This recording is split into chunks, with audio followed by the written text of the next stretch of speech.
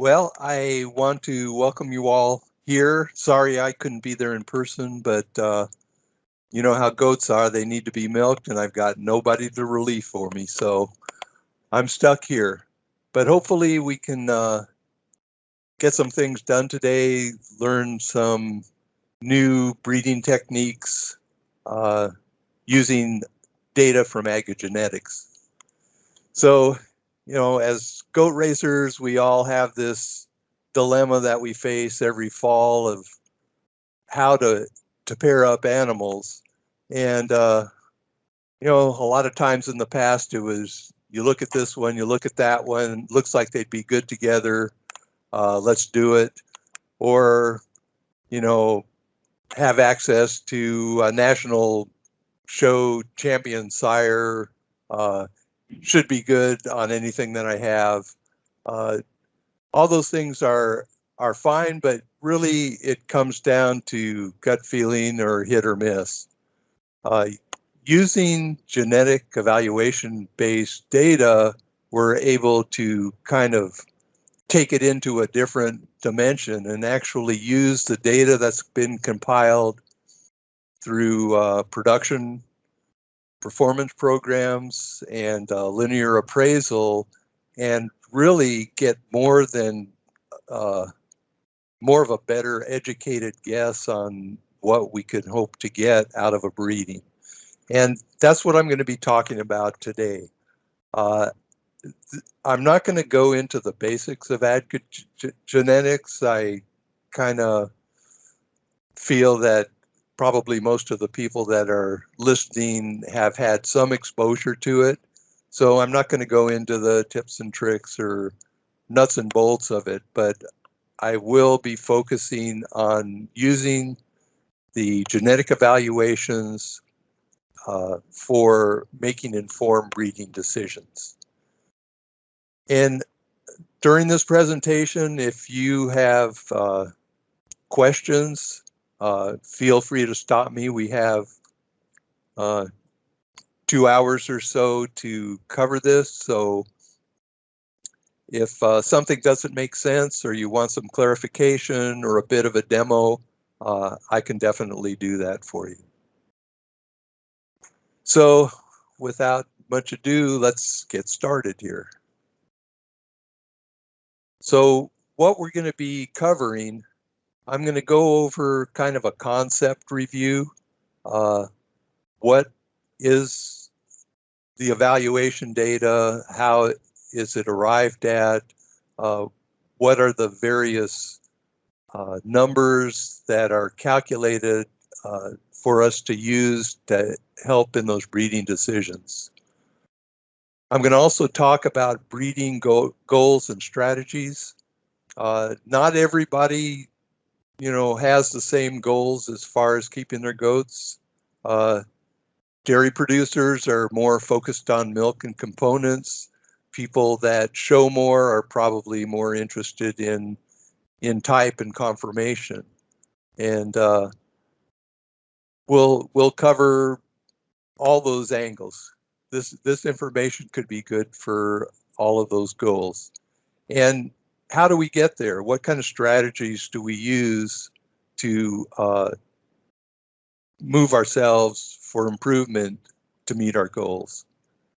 So I'll be talking about production evaluations. Those are the ones that people on test contribute to, and twice a year those evaluations are done by CDCB. The type evaluations, which use linear appraisal data. And then I'll talk about some of the breeding decision-making tools. Most of you have used plan pedigrees. It's a great way to see on paper what a pedigree will look like, what the paired evaluation data will look like, if it exists. And we're going to talk about My Genetics, which is a way to streamline plan pedigrees and just minimize the amount of keystrokes you have to spend doing one at a time kind of decision-making breeding plans. And at the end, if we have time, I'll take questions and do demos. If you have any kind of breeding questions, that we could use as kind of a case study, think about those during the talk, and maybe we can touch on those. And there's a page on resources, links to information that I might find helpful for you. So for a concept review, what are the evaluations? What data is used? And as I said before, production records, if you're on test, those records go to your DRPC, Dairy Records Processing Center, and from there they're forwarded to CDCB. And those are publicly available, and evaluations are done twice a year. Linear appraisal data and pedigree records come from ADGA. So to arrive at these evaluations, it's a very complex process, and they use something called the animal model. And what that does is it arrives at a relative genetic merit for various traits, and those traits could be milk, fat, protein, linear, any one of the 13 linear traits as well. So production evals are done twice a year, approximately August and December. We should be due for our annual second production eval and the type eval here coming up in a couple of weeks.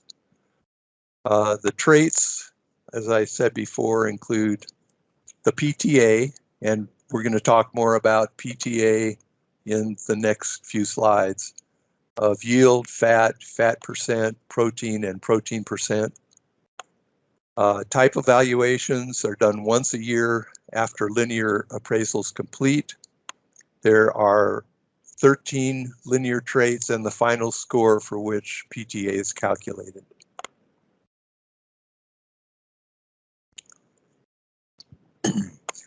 So the PTA, or predicted transmitting ability, is the average genetic value for a certain trait that an animal transmits to its offspring. So this number can be calculated with a certain degree of confidence, which is called reliability. And there's three sources of information for a specific trait that are used in the calculation. You have the genetic merit of the parents and relatives. This is probably the most important consideration. And one thing to remember about this, if you're just starting out with goats that don't have any background of genetic evaluations, or you're using lines that don't have much evaluation history, in the calculation, the average genetic merit will be assigned to those parents that don't have any genetic evaluations. So in a way, even if they're fantastic milkers or there's a real history of milk in a line, but they don't have any genetic evaluations, they'll be kind of cast into the average of the breed. So it kind of puts them at a bit of a disadvantage. You may see that a lot of older animals that are missing evaluation data have kind of low values for PTA, but you need to take that into consideration. So the second factor that's used in the calculation is the performance of the animal itself, where it's applicable. For example, you don't have milk production data on a buck. It has to rely on its daughters. So for a buck evaluation, that wouldn't work. Progeny of an individual. So a sire will be evaluated on all of its female progeny. So one thing to realize about the predicted transmitting ability with a value of 0 This is what's given to animals at the average genetic merit for a specific trait. So anything on the plus side will be more likely to transmit that particular trait. Anything on the minus side would be less likely.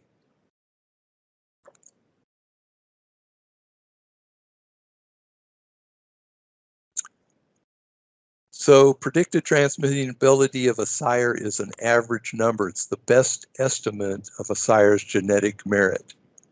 So for a particular sire, you'll probably get a whole range of values for the PTA of a particular trait.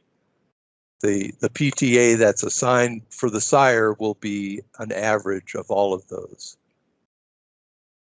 Genetic value and performance of progeny contains a certain degree of unpredictability. You know, we've all seen this. You know, you can do a breeding and you can get a couple of does out of a breeding and they'll be entirely different. Well, chance determines the genes that are contributed at the time of mating. What comes from the sire, what comes from the dam can be different unless they're identical twins. So mating two animals of high genetic merit does not guarantee that the progeny will be above average. You know, we've probably all seen this. You know, you can have two really outstanding animals and get something that you think is entirely a throwback and bears no resemblance to the parents. But it does happen and it can happen. So PTAs can change over time as more data becomes available. Really popular bucks get used a lot, and they're interesting to track because you can see the trend in an evaluation history about how their PTAs are moving. And as they get more and more data, that data, you'll have more and more confidence. The data will be more reliable, and you'll have a much better idea of what you are going to hope to get by using that in a breeding.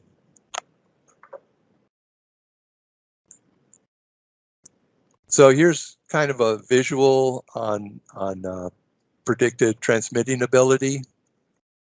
So we have two sires, sire A with a PTA of some general trait of 100, and a sire B that has a PTA of 0 for that same trait. 0 is kind of the average PTA for that particular trait.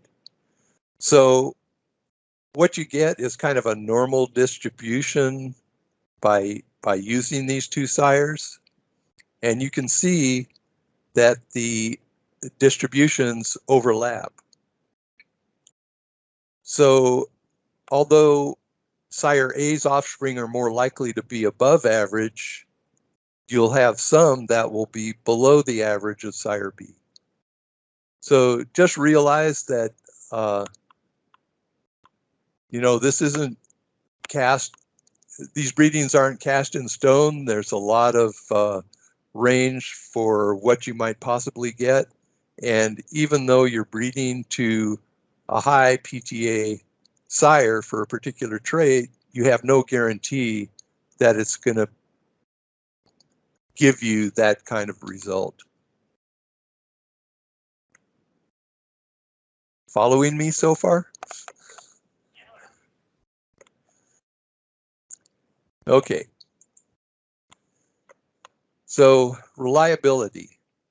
So this is the degree of confidence in a PTA estimate and is based on the reliability of the PTA, the parents and other relatives, the number of records, which include lactations for production data, appraisals for type data,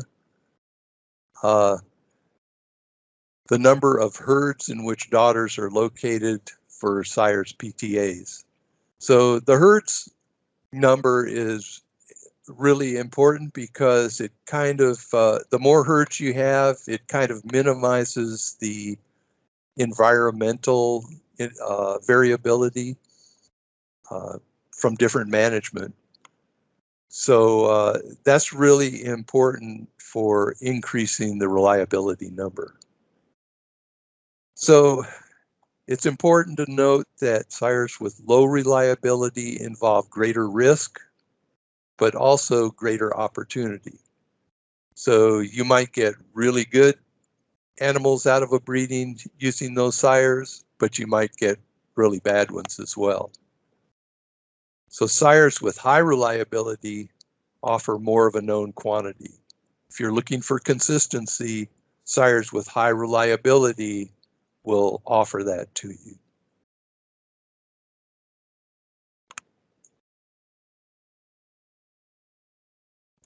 So one more, I think we have a couple more concepts here, but confidence interval. So this is the range of PTA values for a given trait that 68% of the offspring are expected to fall into. So here you have your bell curve, normal distribution. You can see on either side of the mean, you have 34.1% or one standard deviation. So this would be the confidence interval, this dark blue area. And it's calculated from PTA and the genetic standard deviation for the trait. Each trait has its own standard deviation. So basically, low reliability means a larger confidence interval, more uncertainty, and a high reliability means smaller confidence interval and more certainty. And just for example, plug some numbers into the equation. You have a PTA of 100, standard deviation of 25. So if the reliability is 25%, which is pretty low, the PTA that you can expect within this 2 standard deviation area will be 100 plus or minus 22. If the reliability is 50%, it goes down to plus or minus 18. With a reliability of 99%, your confidence interval will be 100 plus or minus 2.5.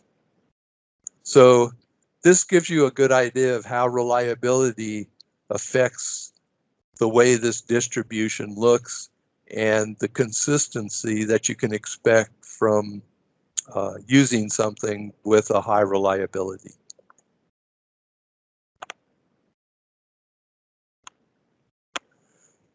So the last one is percentile. There's something called MFP dollar, milk fat protein dollar, and it's an indicator of economic value. And this below is the current formula for calculating MFP dollar. These factors for milk, fat, and protein are updated every 5 years during a base change. Percentile rankings are based on MFP dollar. So high-ranking bucks and does are designated as elite. If you ever wondered what that elite list is and how it's arrived at, well, this is where it comes from. And this is something, it's not something that ADGA does, this is something that CDCB does on the evaluation side. So for bucks, they have to be in the top 15% and have daughters born within the last 4 years for inclusion in the elite list. For does, they have to be in the top 5% and have kidded in the last 2 years and still be alive. So I know a lot of people on the list have had questions about elites, and this is how it is calculated and what animals appear on that.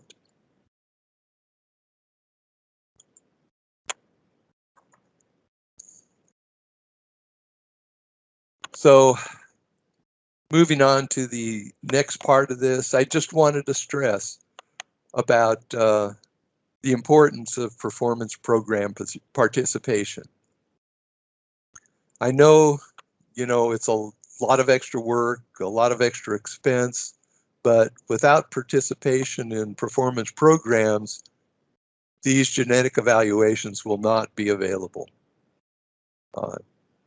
People that have gone before, and I'm sure a lot of you in the room already participate in these programs, and I thank you for your contribution. The data really adds a lot to the dairy goat industry.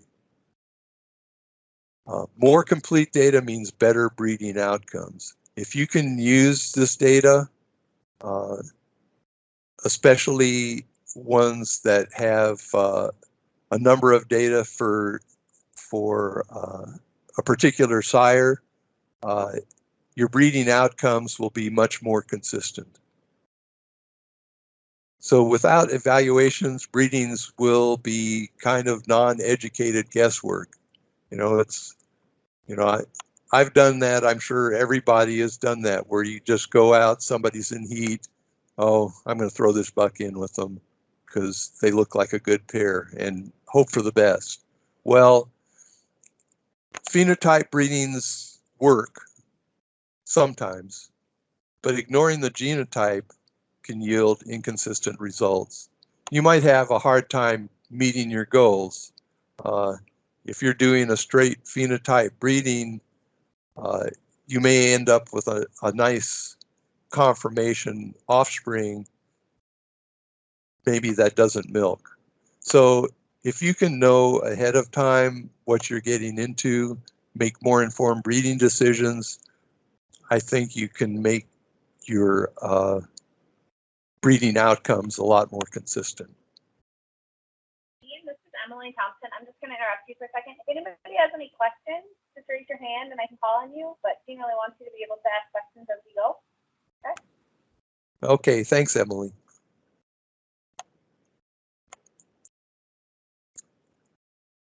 So breeding goals.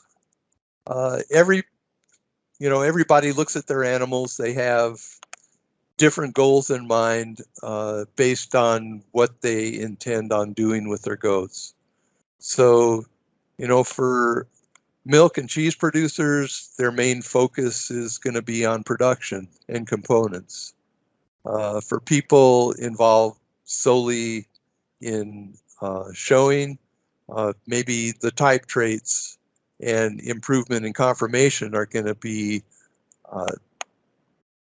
the goal for using this genetic information. So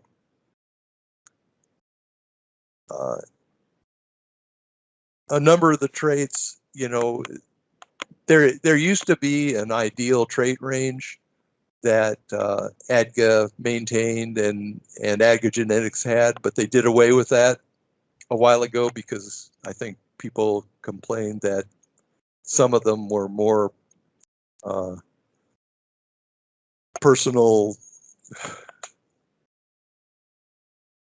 personally oriented or something or other. I'm not sure what the deal was, but if you look over the traits, there are definitely ranges that make for better producing, longer living goats, and may need to get back to that at some point in time. So, are they ever talking about adding any additional traits, or is that more of a question for the linear program? So like one example might be length of body or length of rump or front legs or anything like that? I'm not involved with the linear committee or genetic advancement. I don't know what they're working on as far as adding traits, but if you want to get an idea of what the dairy cattle industry is doing, they have been doing this a lot longer. They've put a lot more effort into it, and they have a lot of very interesting things coming out of their linear program.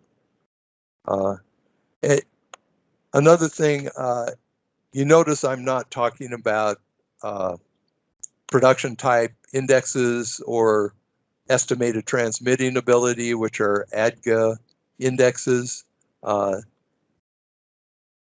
feel those are just another level of extraction and don't really give us a whole lot extra to work with. The PTAs are much more direct and usable as far as breeding goes. The dairy cattle industry has a lot of what are called composite indexes, which take the linear traits in certain combinations and you know, for example, like an udder index or feet and leg or a body index, which combine various traits to give you a more clear picture of how these things work together.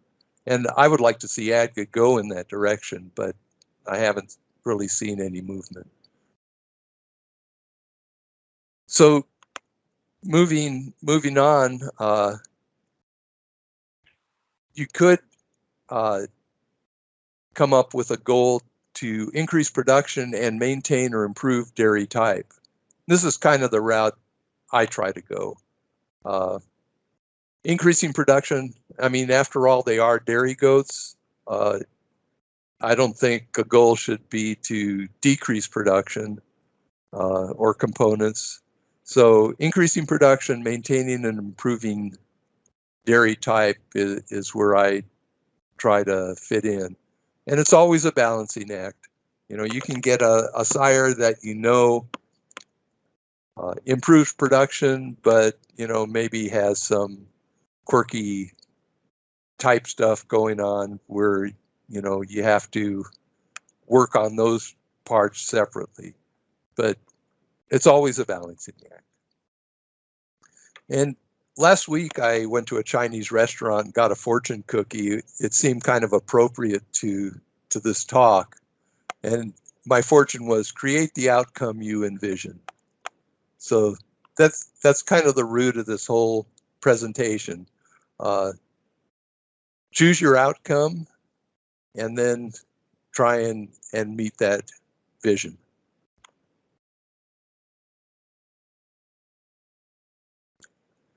So different breeding strategy scenarios. For people starting out, you know, they may just have a few does, no herd sire. You know, what do? They might go out looking for a herd sire or start collecting semen to do AI to meet their goals. But they have to have their goals in mind before they do that. So another one might be you already have a buck or bucks for live breeding. You know, how do you choose which will be the best combinations for your planned breedings? And another one might be you have a semen tank, you have lots of choices built up and you do AI. You might want to compare what you have in the tank to what you have out in the barn and see what the optimum breedings will be.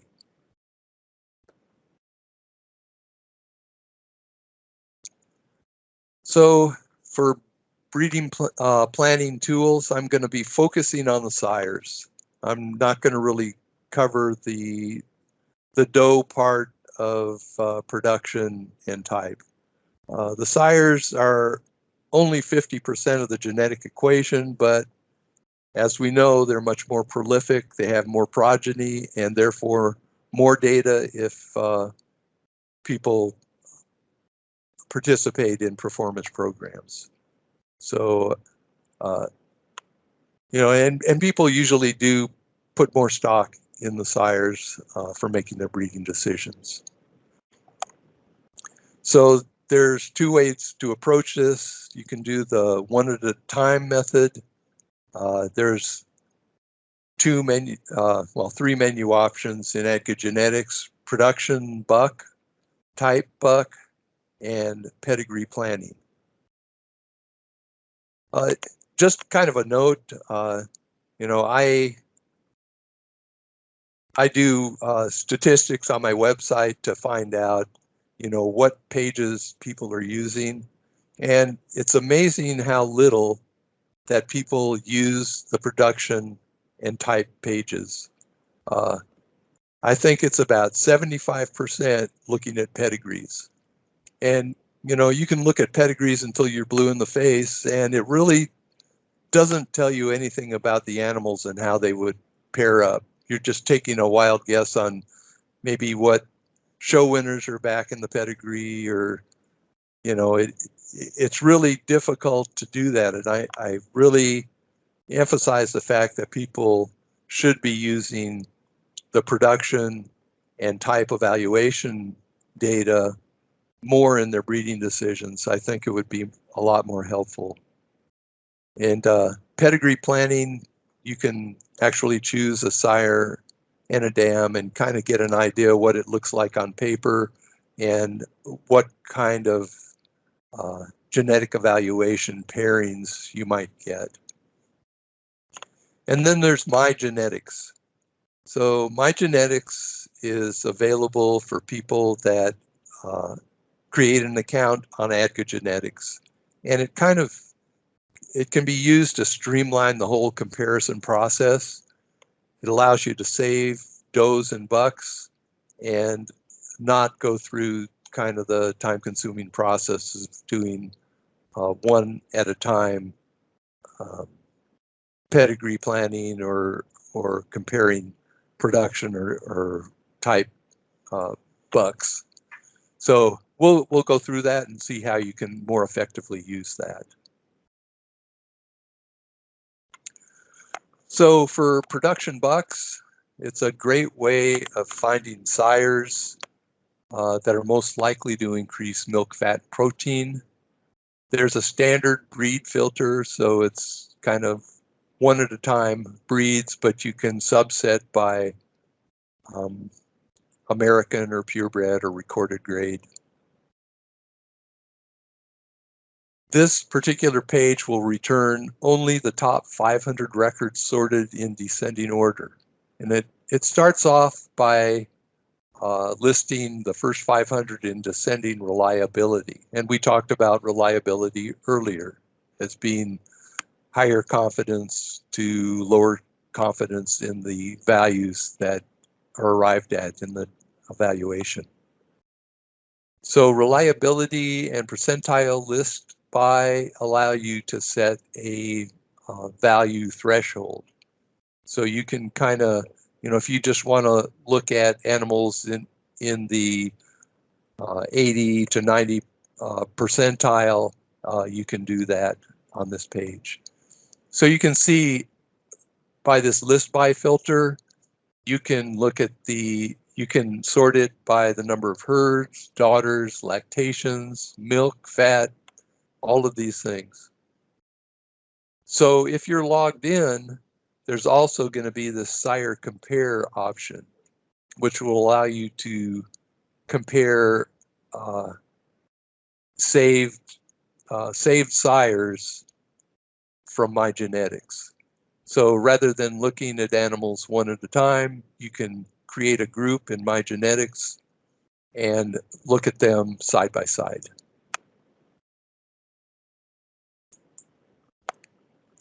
So here's an example of what the page looks like.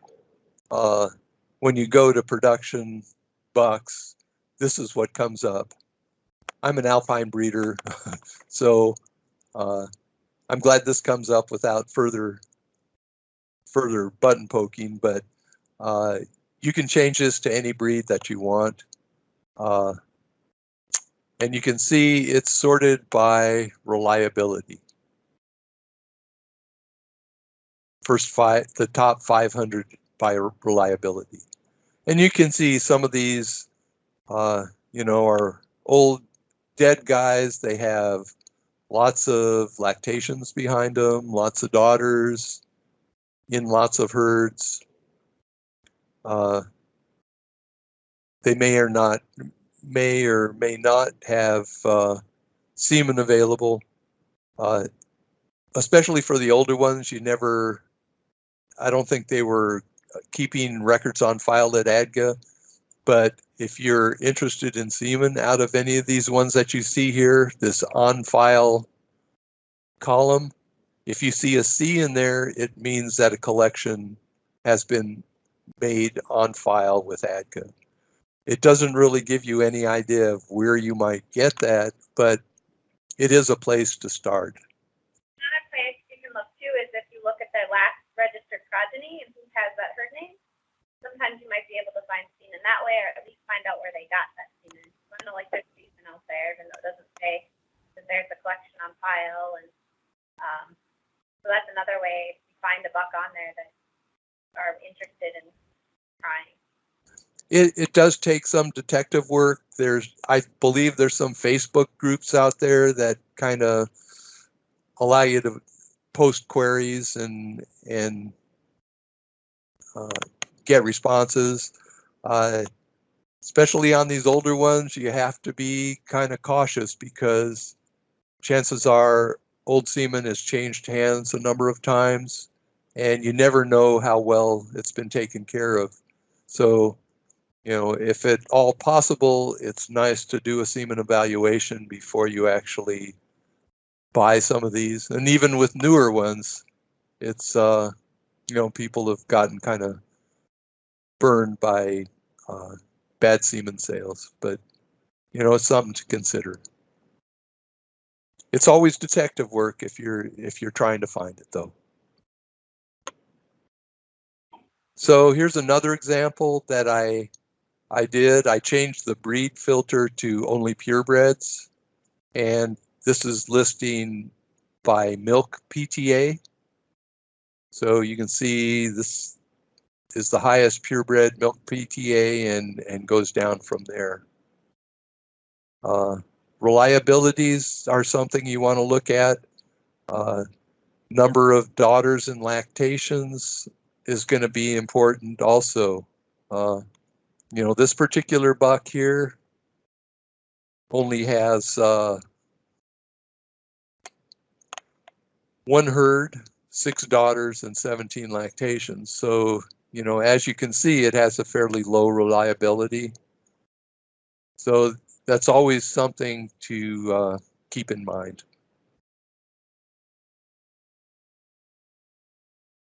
So we were talking a little bit earlier about buck evaluation history. It's good for visualizing how PTAs are trending over time. So this has a field on it, which is kind of like the plan, the control on the planned breeding page, where you start typing in parts of the name or registration number, and you just want to make sure that the registration name, number, and full name appear in the selection box before you proceed, or an error will occur. Only bucks with production evaluations will be displayed in the selection process. And the evaluation history is returned in ascending year order. Valuations listed are end of year results. So after the December production evaluation, I do some special processing and add to the buck evaluation history. So that'll always be end of the year production evaluation, which is more complete than the mid-year one. So this is the way it looks. I've got a alpine buck here. He has had evaluations since 2007. You can see first year, 1 herd, 5 daughters, 7 lactations, 46% reliability.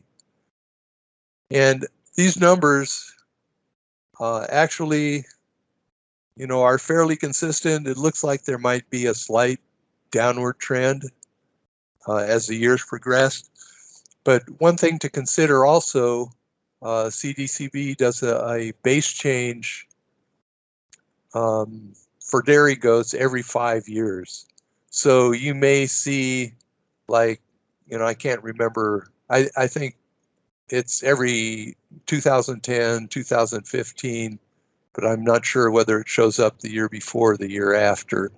But you can see there was a kind of a jump right here.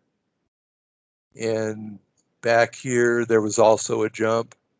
You can expect that with the evaluation history, but you can get a general idea of what direction it's going in, or whether it's fairly constant or where it's going. So you can see as more daughters and herds come online here, the reliability goes up. Reliability is 92% on this particular buck. So the confidence interval is going to be fairly small. So you can probably expect some milk production increase from this particular buck.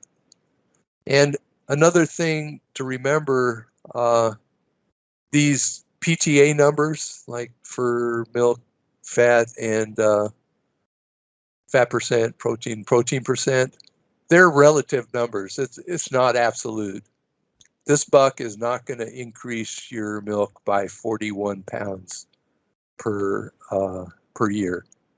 It's just relative to what the average for this trait is. And as you remember, the average PTA is 0 for a particular trait, any particular trait.